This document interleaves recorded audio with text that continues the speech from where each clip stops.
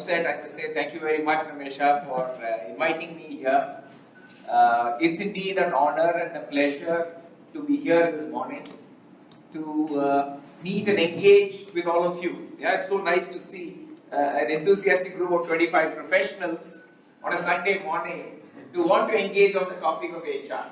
So it really, sort of makes me happy, and I also understand that there are many folks who are online and who are listening to this online, and maybe people who listen to this later on as well.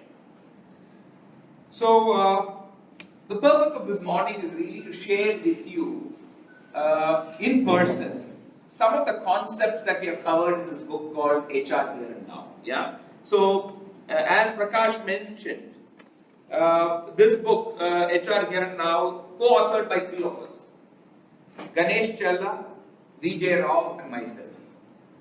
All three of us are HR professionals.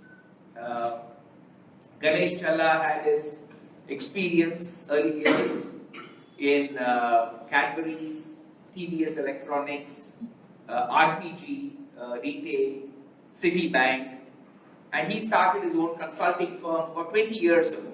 So he's been a consultant, HR consultant for the last 20 years. He's based in Chennai.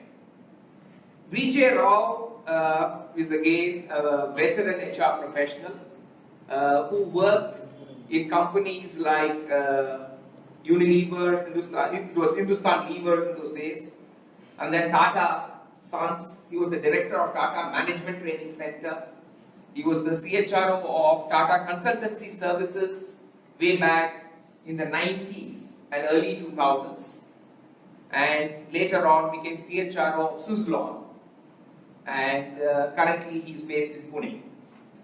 And myself, Prakash has introduced me, worked in TVS, Hindustan Unilever, and now based in Bangalore.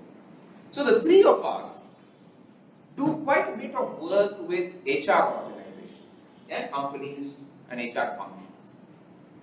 And in our practice, we came across some very good HR practices in Indian companies. At the same time, we also came across challenges that HR functionaries and HR functions face in organizations. You go to any company or organization, unfortunately, people's perception about HR is not necessarily good all the time. They often make fun of HR. Yeah, they make jokes saying that HR people are, I don't know what they are doing, why they are doing this, they are a stumbling block for us. They don't really help us to go and achieve what we need to achieve. This saddens us. Yeah, when we hear this, we feel sad. Why is it that people have this kind of a perception? It is not without reason that they have that perception. There is a reason, good reason as to why they have that perception. But that doesn't mean HR is bad, doesn't mean HR is a, unhelpful function. There are many people who are very happy about HR. Many people are very proud about the way HR helps them. But unfortunately, that doesn't get told. What gets told is the not so good things. That becomes the joke, that becomes the WhatsApp message, that becomes viral, everywhere this happens. So that's what made us feel that, you know what, we have to be people who carry this news about good HR practices. What makes HR proud? So that more people get motivated and follow those good practices in more places. It is a balance. There are good things and there are bad things. When there are more good things, the perception is good. If there are more bad things, then the perception is bad. Sometimes perception itself makes people think that there are more bad things or more good things. So this book is in some ways a creator of the right perception about HR. So what is it that HR is doing and doing well? That is one of the purposes of this book. The second thing is, HR people are responsible for building the capability in the people in the organization. The training function is part and parcel of the HR function. They are responsible for training the technical people, they are responsible for training the sales and marketing people, they are responsible for training the finance people, they are responsible for even training the leaders in the organization. But unfortunately, they don't seem to be paying enough time and attention to training themselves. They also need training, because we did our course maybe 20 years ago. Some of you, that you keep yourself abreast with the latest and are able to confront today's challenges, for which training is very important. And unfortunately, there is hardly any budget for training of HR people in the organization. Even if there is a budget, there is no time for them to get trained. This is the reality. Yeah? So, as part of our work, we go and train HR people in organizations. And we try to do it more because of passion. We don't charge them like what we charge for training leaders in general management programs, which is our mainstay. Leadership development is one of the main things that I do. But when it comes to training HR people, we do it at very, very reasonable price, because we know that we have to attract them to get trained. Because if they get trained, they are likely to do good HR practices. If they do good HR practices, HR is likely to have a good name and perception. And that makes us all proud. Because at the end of the day, we must be able to go out wearing a t-shirt that says, I am HR. And feel confident that people will not stone us, but actually congratulate us. Yeah? For that, we must make sure HR is a good practice and is really recognized across the country. So that is the second thing that we wanted to ensure, that we give back to HR professionals an opportunity to learn and develop themselves. One is to do it through training programs, but everybody may not be able to come to a training program. So this book is in some ways a kind of a training manual. By reading this book, people get an opportunity to learn of what the good practices are, and also what some of the challenges are, and what some of the not so good practices are, so that they steer clear of the not so good practices, adopt the good practices, and become a recognized HR function. So that's the second purpose of this book. The third one is really organizations and leaders. All of them are practitioners of HR. HR is not necessarily that which is done by HR managers. Unlike sales, sales is done by the sales manager. Finance is done by the finance manager. Engineering is done by the technical manager. HR is done by all managers. It is not only the HR department which does the HR. Performance appraisal. Who does the performance appraisal? The line manager does the performance appraisal. Who does the motivation of the employees? Every manager motivates his or her employees. Yeah? Who is deciding as to increment for people? In the process of giving out rewards and recognitions, every manager is involved. In deciding who should get promoted, every manager has got a point of view. What is the organization culture that is going to be created? Every manager actually works towards that. So if you really see, HR is something that everybody practices. It might be the responsibility of the HR department, but the practice of HR is that which is done by everyone in the organization. It's a very unique function in that respect. How do they get to know what is the best way to do it? What is the right way to do it? What is the challenges involved in some of these things? They need to be educated as well. Now, they may not go for an MBA HR. They may not come and attend programs like this. But at their free time, if they were to go through at least 1 or 2 chapters in a book like this, they will get to understand what happens in different organizations. We have captured practices from 25 organizations. Best practices. So, line managers don't like theory. They don't like to be told this is how you should do it and this is not what you should do it. But they like reading about good stories from other companies. And they learn through that process. And that's why we have captured 25 case studies in this book of good practices in some outstanding companies in the country. And all of this is from the Indian context. Most HR books are there, but they capture from the Western world. It may not necessarily be applicable to our context fully. Here we have said this is about HR here in India and now, contemporary. Not what was 10 years ago, not what is 20 years ago. This is about HR practices which is happening right now. This book came out in 2018. So we're talking about practices in this time frame and in this country and in this context. Yeah, that's the introduction to this book, as it were. Okay. And there are a number of concepts that we have covered in this book, and I'm going to talk about it. Yeah, I'm going to pause for a couple of minutes now and ask you, what is it that you would like me to cover in today's session? I can say many things. I can go on and on. But I want to quickly get your feedback. What would you like to hear today? Anybody? What is it that you would like to hear in the next 1 hour? Since you mentioned HR function, or the people who are working in HR themselves has to develop them on the various aspects. So where do you see which are those some of the things we have to develop ourselves, which will really help us from the organization and also to help the line manager? Because there are 3 points you mentioned: line managers, HR, and the context. Correct. So where we need to really. So what are some of the priority areas where HR professionals need to focus and develop? Good, I will cover that. Thank you. Harish, Dr. Nandish here. One thing which we have come to know frequently from many of the global CEO surveys, if you look at 100 top CEOs in the large corporations, about 60-65 come from marketing domain. Yep. About 20-25 come from finance. Yes. If you look into the HR, becoming ultimate leaders of the global organizations, percentage is about 10. Not even 10. Not even 10. You know, being an optimistic. You know, we are HR, so we have to be optimistic.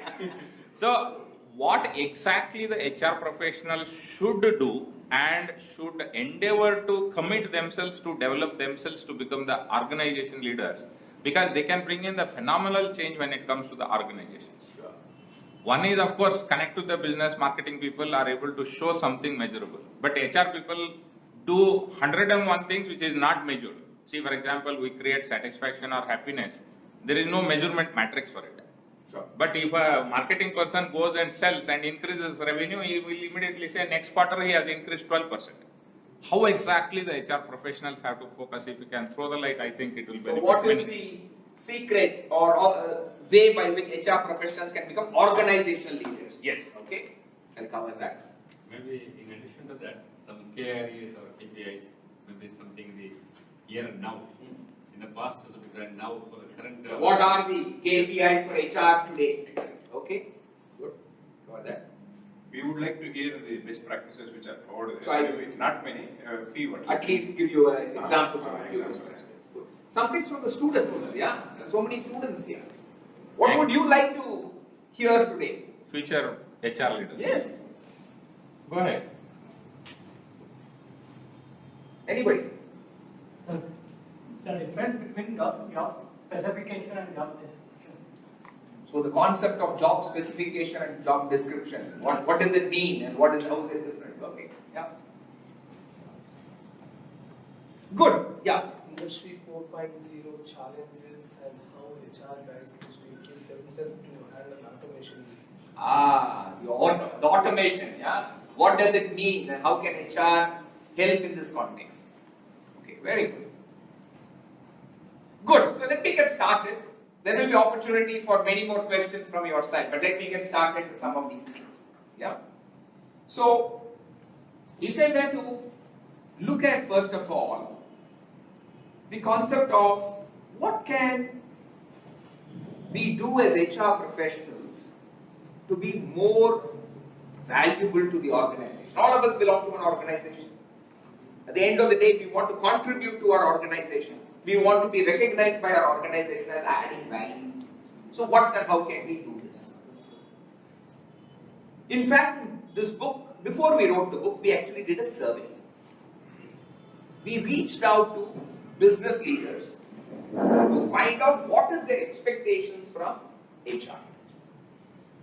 What do they want? and also ask them how are they finding HR people today, doing well or not doing well. And that survey gave us a lot of interesting information, and that is all covered here in this book. But I'm going to give you some headlines here.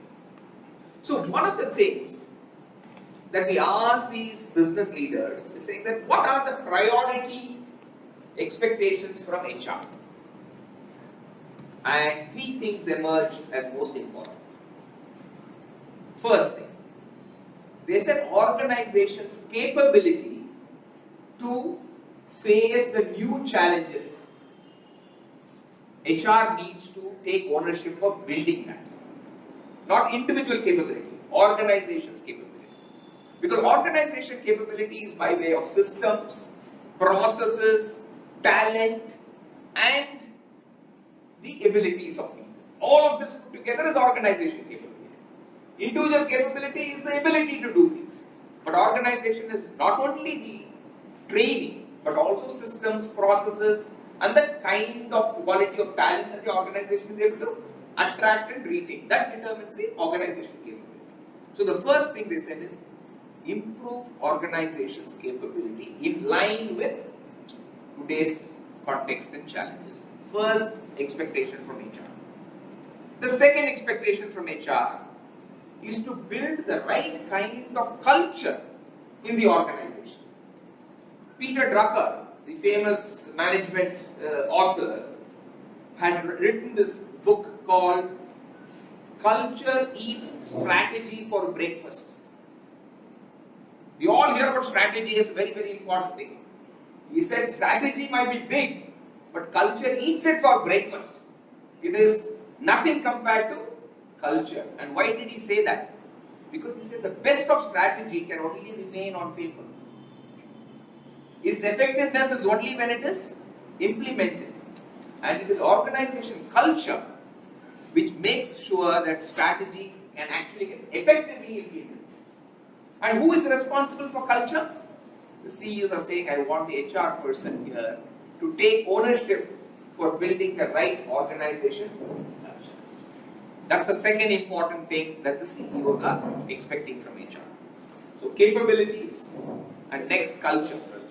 Third, in today's context, change is something that is happening all the time.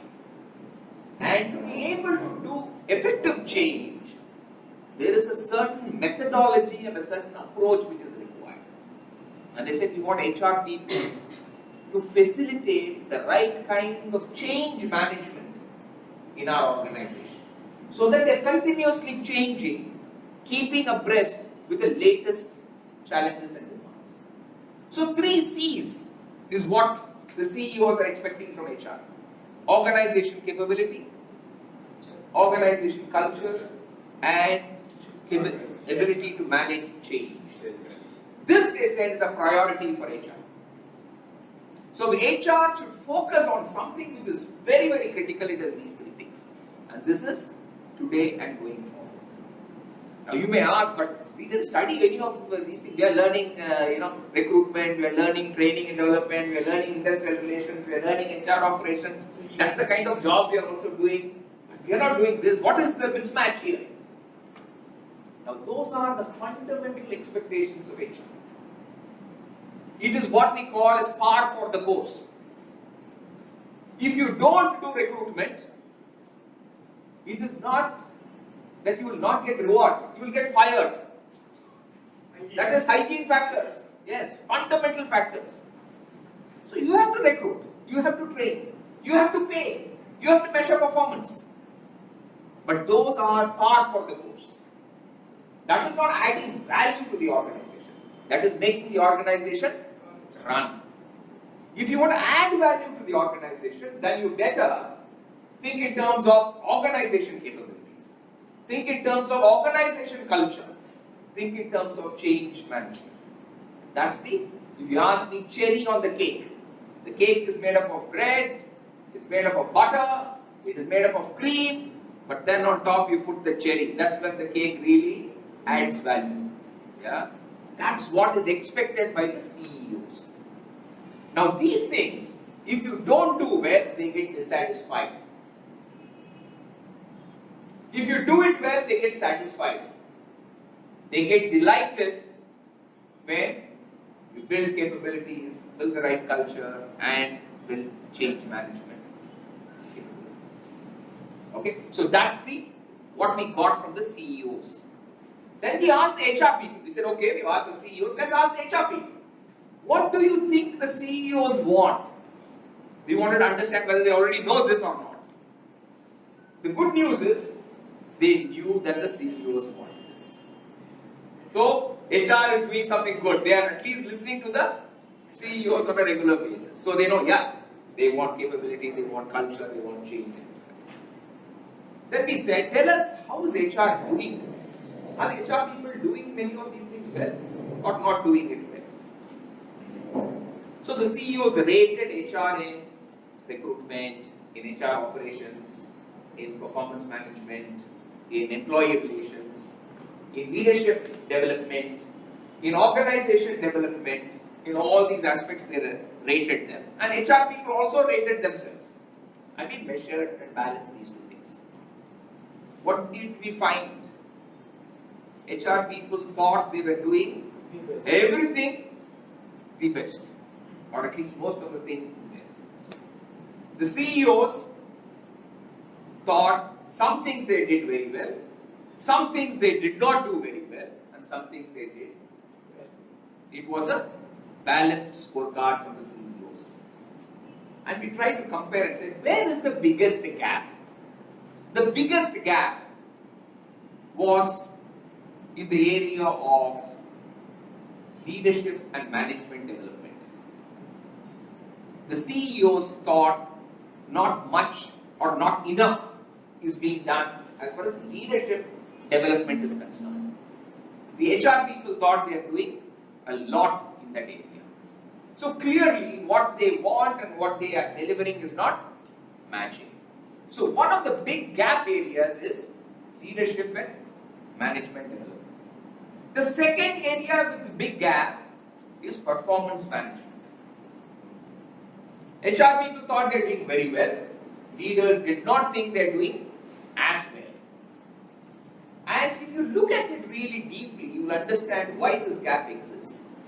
HR people think running the performance management cycle, getting the forms filled, getting it on time, putting it for increment processing, and releasing the increment letters or promotion letters or training nominations is performance management, and I'm doing that very well. Because earlier it used to take 6 months, today we are able to finish it in 4 weeks. And it is all happening on time, so I'm very good, I'm very happy. The CEO is not thinking of the process. They are thinking about, is performance really improving? We are not worried about the process. We are interested in the result. Is this year's performance better than last year's performance? What percentage of our people have actually improved on their performance? Not by way of score, A instead of B or 80% instead of 70%. When people perform, it has to result in organization performance. Is the organization performing better, and is it being supported? And what is HR doing to help this process of performance development? So managing performance is not about forms, it's about the output of performance. That's the gap. And this needs to be understood by HR, and HR needs to do it differently. Okay? That brings me to another concept. How do HR people actually function? And we started to look at that. We went and met a lot of HR people and said, tell me what all you do in a day. What all you do in a year. What all have you done in the last 6 years? And when we studied that, and we also studied what has happened in the context of HR. What has happened in the last 10-15 years in HR? If I think about it, one of the biggest things that's happened in HR in the last 10-15 years is automation. There is a lot more automation in HR than what was 15 years ago. Everything is digital, right? The performance of personal files, earlier we used to have racks and racks of personal files. Today nobody opens a personal file. You open your laptop and you look at the personal records. Digitization has happened. Your pay slips are no longer slips. It actually is digitized. Your promotion letter and your appointment letters are soft copies. There's a lot of automation, which is good. And it has helped HR become more efficient. Because there used to be a time when they used to say, 10th pay is supposed to be made, but for a few people there will be error in the pay slips, so therefore they will be paid only on the 11th or the 12th. Appointment letters may happen 2 months after the person is appointed. Promotion letters will happen 6 months after the date of promotion. Retrospective. These are now not heard of, because these things happen much, much faster. Why? Because there is a greater support from automation. So HR is one of the functions which has benefited from automation in a big way. Big tick. Yeah? When you look at what else has happened in the concept of HR, HR is becoming very good and efficient in implementation, which was a big problem earlier. Today, that is not an issue. So if you ask me, there is this paradigm called doing, thinking and feeling. It's a concept that we have spoken about in the book. Doing, thinking, feeling. HR person today is focused a lot in doing. They're so busy. So when you ask them what all you're doing, I'm doing this, and this function has to be done, that has to be done, people have to be recruited, 1,000 people have to be recruited, salary increment has to be created. There is so much to do. Very, very busy. HR people are the busiest. And they are also doing well. That is what we call the dimension of doing. Now, there is another dimension which is called the thinking dimension. Where you got to think, why are we doing this and what will happen if this is done well? What is expected, and to achieve that, what do we need to do? For example, the CEO is expecting that performance improvement takes place. So if I think about it and then I say, if improvement has to happen, what